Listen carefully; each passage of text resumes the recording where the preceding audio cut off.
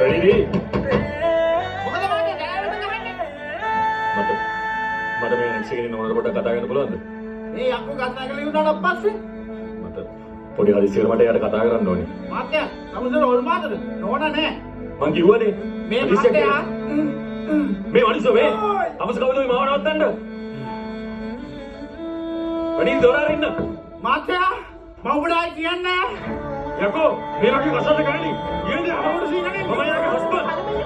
නෝන ඔබට ගැව්වා. මට වයිෆ් කතා කරන්න දෙන්න. මෙන්න මේක දාගත්තොත් හොඳයි. මේ එලෙක්ස් එක දුන්නේ මම බොයිෆ්‍රෙන්ඩ්ස් ලටයි හස්බන්ඩ් ලටයි මේක පින්නන්න බැහැ කියන බොරු. මේ පොඩ්ඩක් ඇයි මේ මිනිස්සුන්ට තවත් කරදර කරන්නේ? මට ඔතක කතා කරන්න කිසි දෙයක් නැහැ කරුණාකරලා යන්න. ප්‍රණීති මට මෙයාට කතා කරන්න දෙන්න.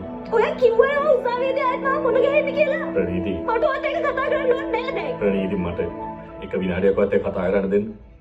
මට ඕත්ම කරුත්‍රයක් තියෙනවා. මම මේ මිනිස්සු ඉස්සර ලැජ්ජ කරන්න එපා තවත් ප්ලීස්. ප්ලීස් මට පව දෙන්න එපා යන්න මෙතනින්. මට මේ දුක දරා ගන්න අමාරුයි මේක ප්ලීස්. ප්‍රණීති